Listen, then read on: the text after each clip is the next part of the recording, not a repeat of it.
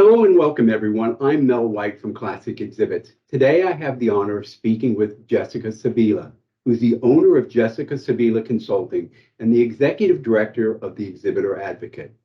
If you are unfamiliar with the Exhibitor Advocate, that's understandable. It's brand new.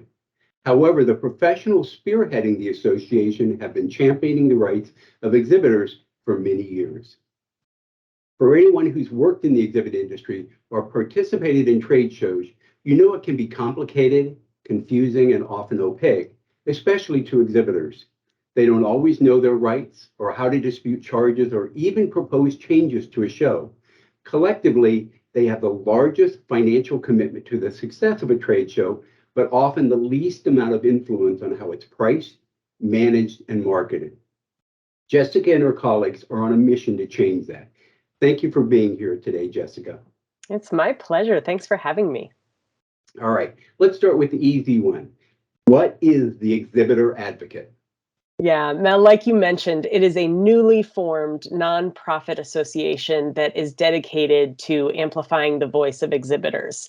I think for too long, we've seen that the attendee has been viewed as the main stakeholder within our industry ecosystem. And we really felt like it was time for the exhibitor's voice to be heard on a platform that was bigger than what we've had in the past. So we have formed this nonprofit association to both help exhibitors understand their rights and responsibilities, help them address pain points, and then also help the industry understand what is important to exhibitors and how we address their needs successfully so that we can see a sustainable industry for the future. All right. So what issues or challenges are the most concerning for exhibitors today? Yeah, for exhibitors, the number one issue today is rising costs. We're seeing a lot of that in drayage, and I know it's a hot topic that, some folks don't want us to address, and I understand that, but we do have to talk about it. It's important because it is the number one driver for how exhibitors experience the trade show and face-to-face events and exhibitions. So we really need to address those rising costs. We need to find a model or a pricing structure that works for all stakeholders. We want everybody in the industry to be successful so that we can all keep working, right? But we need to address those rising costs, and we need to be able to sit down with the stakeholders of the industry and have those tough conversations to be able to address how we look at those costs, where we can support exhibitors with those rising costs, and give them more access to an exhibit program that's successful for them. Beyond costs, sorry, go ahead. No, go ahead. No, beyond cost, because I know we always go there first because it is the number one issue. Yeah. But what I want the group to understand here is that it's not just about rising costs, right?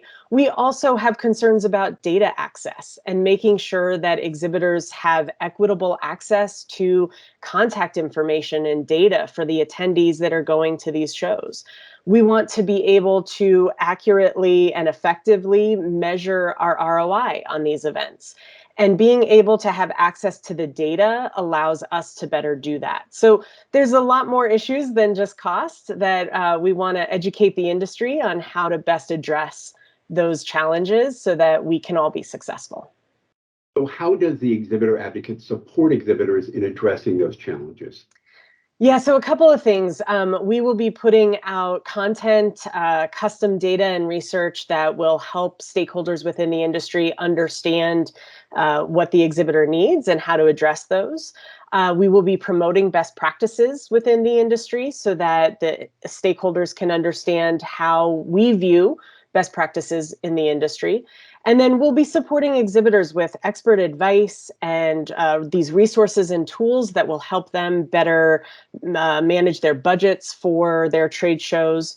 And we will be taking on cases. So for exhibitors that have challenges in the industries, pain points that they want to address, we will help those exhibitors address those issues with the right person in the right way so that they can find success at the show. What types of changes would you like to see in the industry that would make exhibitors more successful? The number one thing that we advocate for is for every show to have an exhibitor advisory council. And it should not be a ceremonial type of council. It should be a working council that is supportive of all types of exhibitors at a show. And it should be a council that has a voice in shaping the show, and is seen as a critical part of the success of that show. If you don't have an exhibitor advisory council for your show, that is the number one thing that will affect change within your industry segment and within your show specifically. But we're also advocating for things like consistent standards. It shouldn't be a surprise when you get your exhibiting kit about what the standards are for that show. We also advocate for predictable costs. We want to understand and have justification for the costs that are associated with the show. And we want to be able to predict those costs so that we can better manage our budgets for the future. And we also want to see simpler rules.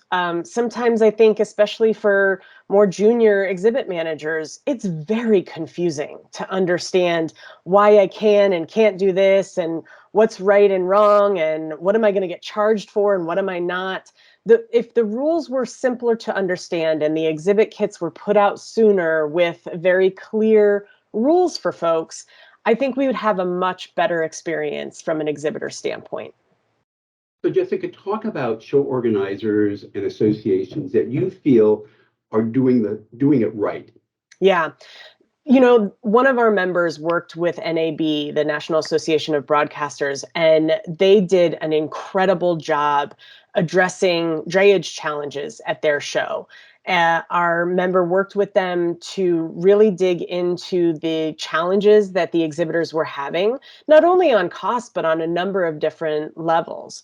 The member had full access to NAB's general service contractor and the details about how they were managing material handling for the show. And they were able to work with the general service contractor, the association, and the exhibitor to find a pricing model that was much more simplified than what they had before, and was effective for all parties to be successful. So the exhibitor goes in understanding exactly how much drayage they're going to be charged, and the general service contractor is happy with the amount of revenue that they're making off that show. So we really think that NAB is one of those shows that is kind of the highlight of how this could work when done well. And we'd like to find more shows that are doing it right for exhibitors. So we'll be on the lookout for those shows, and we'll be sharing information and posting about those shows in the future so that exhibitors understand what best practices are and where we're doing it well as an industry. What support do you need, Jessica, not only from exhibitors, but from the exhibit industry in general? Yeah, we need two things right now. As you said, we are a newly formed organization. So the number one thing that we need right now is for people to join our cause. Share our work, push it out on your social media networks, share it with your clients, help exhibitors understand that there is now an outlet for them to share their challenges and their pain points.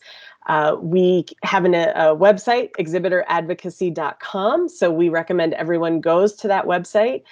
You can click on the button that says join our cause and provide your information so that you can stay up to date on all of the work that we're doing. You can get involved in our committees and help us launch this association and really get it off the ground.